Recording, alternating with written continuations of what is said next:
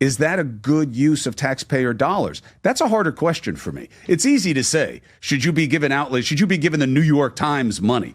It's different if you're talking about the Topeka, Kansas Register newspaper. Why would you give them money, though? I don't think left, right, debatable center, issue. Anybody should get money from the government because in a way, your loyalty lies there because they're paying you. Right. That's the argument. No, but I'm saying we haven't heard that story yet. Give the opposing argument, though. Argue that. Patrick Bet David brought on Chris Cuomo onto the PBD podcast, and whenever Chris Cuomo said something absolutely ridiculous about media and about defending the woke cult and the way that the government treats the media, Patrick Bet David just had to put Chris Cuomo back into his place here live on the PBD podcast on the Valuetainment YouTube channel. Let's get into this clip here where Patrick Bet David goes off on his woke co-host, Chris Cuomo. As a tacit admission, they did the same thing. Got you. And so everyone is looking at it, making the natural comment, saying, why on earth is our government, through USAID, sending money to a news outlet?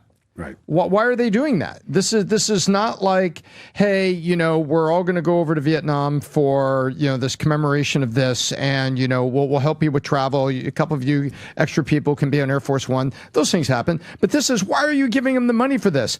Then there was a indication, this is my favorite, apparently Politico, by a couple hours, was the first breaker of the Russian interference story during the election. Weird. And so it's like, wow. So now the question is, was the government not only sending money, but was the government also sending narratives? 4 o'clock, the story will be Russian interference, and here's what we got.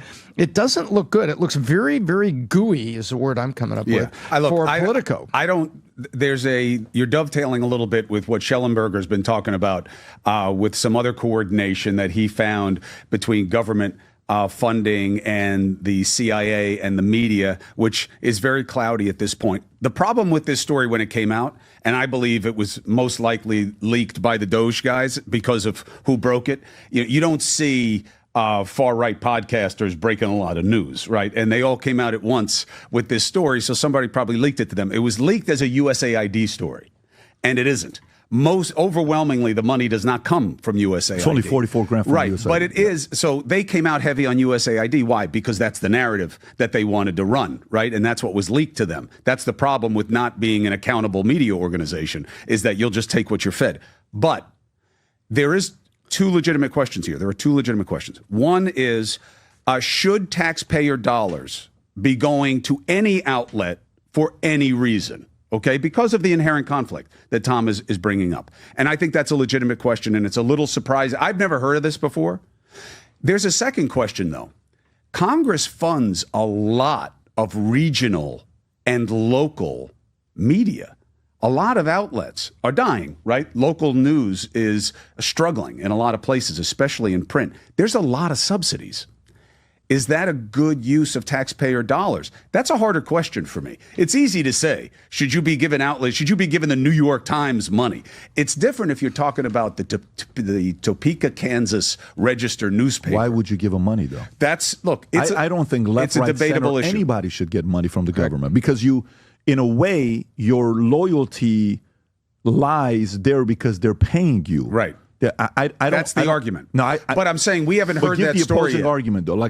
Argue that. Argue it and say, the argument that people would say to say, no, we should fund these small little media organizations. What is that argument for? In the public interest of information and news, that you want an informed citizenry, and that these outlets are going to close down. There will be fewer outlets. There'll be more driven by agendas, and we want to make sure that there's a robust, free media, even if that means there has to be some supporting of smaller outlets that wouldn't survive in the marketplace. That's the argument. Remember Voice of America? It's so funny how, you can take Chris Cuomo out of the woke news network, but you can't take the woke out of Chris Cuomo.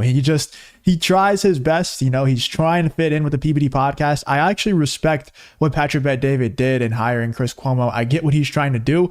He's not trying to be in an echo chamber like basically everybody else is on the left and the right, to be honest with you. And I don't agree with everything that Patrick Bet David says or does, not even close to it, but with the Chris Cuomo hire, I do respect it. I would rather, it's much more entertaining to watch people who aren't in an echo chamber and just a circle jerk of the same opinions every single day. It's nice to have some differing opinions. With that being said, it's good that that Patrick Bet-David checked Chris Cuomo there, because what he was saying is very dangerous, and it's a slip up. I think it's a complete slip up into what Chris Cuomo is truly thinking and what his real ideology is, where he's saying that the government should pay certain news organizations. And Patrick Bet-David's like, no, none of them should be paid. Left, right, or center, doesn't matter who you are. None of them should be paid by the government.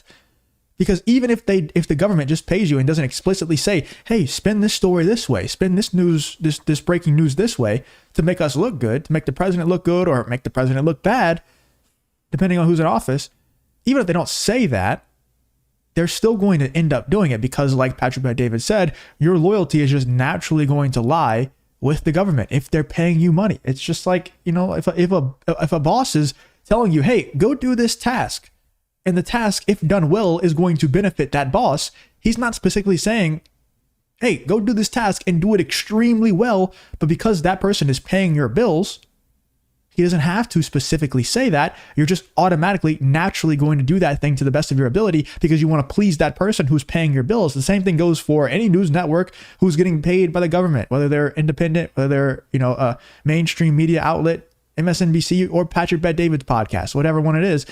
They're just naturally going to have that loyalty there. So it's unbelievable that Chris Cuomo would even suggest that, but it's good that Patrick Bet-David shut him down.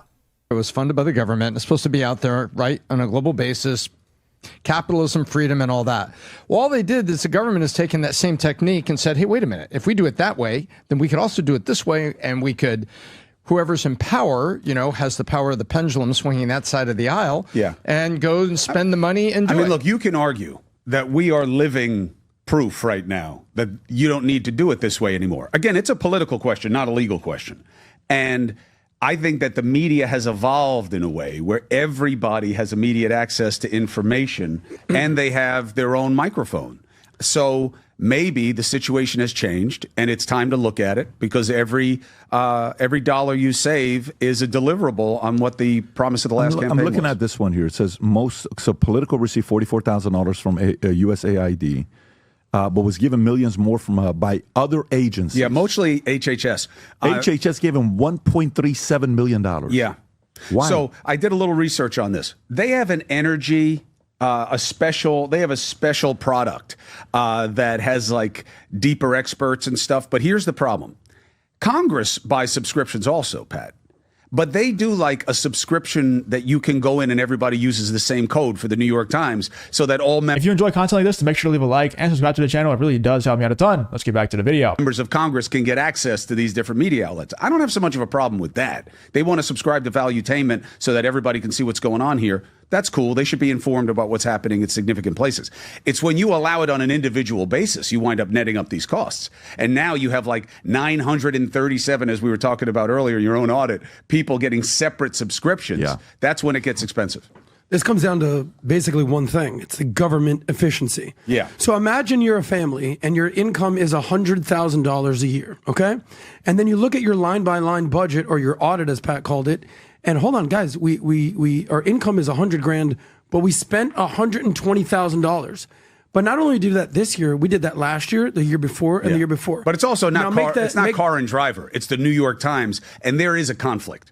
But I don't even know what that means, Cuomo, but let me get to my Car point. and Driver magazine, who cares if you subscribe? There's no agenda. Yeah. You subscribe to the New York Times, there's a conflict. Okay, but I'm talking about income and expenses budget. Simple point. Good. But it was simple, the point is this. Imagine that you're the U.S. government. How much was our U.S. government income this year?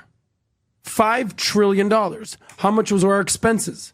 $6.8 trillion. There's a deficit of $1.8 trillion. Guys, these aren't small numbers. These aren't millions. These aren't billions. Almost $2 trillion were in the red. So how long is that sustainable for? Pat, we talked about the U.S. GDP of what it was in 2024. How much was it? $29 trillion. And you know which party cares about that more? Hopefully both, but it's probably the Republican Party. Neither. Neither give a damn. Well, they never cut spending. The Tea Party, on their watch. I would say agrees with that, but I don't know if they do anything. Yeah, I would say I agree with Chris Cuomo and Adam Sosnick there in that neither party cares in terms of the actual politicians that get elected, but the people who are electing these politicians do care. You know, it's a story as old as time, right?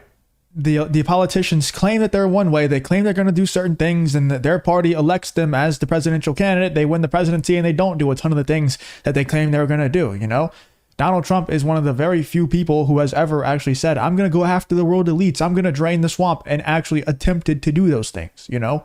So the fact that he has Doge, and as cringy as that is, man, like the fact that it's called Doge, like I get it. It's Elon Musk. It's funny, all that stuff, whatever. It's cringe to me, but it is what it is. At least it exists, right? And, you know, I hope that they do go cut the Pentagon's spending and the funding and audit where the money is all going, because I'm tired of getting taxed out of my mind, you know, getting money just stolen out of my pockets with no say from my end. And then, you know, I have no idea where the money's going, and most of it's going into politicians' pockets, and it's going overseas, and I don't know where it's going, and I have no say in where it goes. And that needs to be audited. That needs to be changed. That needs to be fixed 100%. So I'm glad that Doge exists.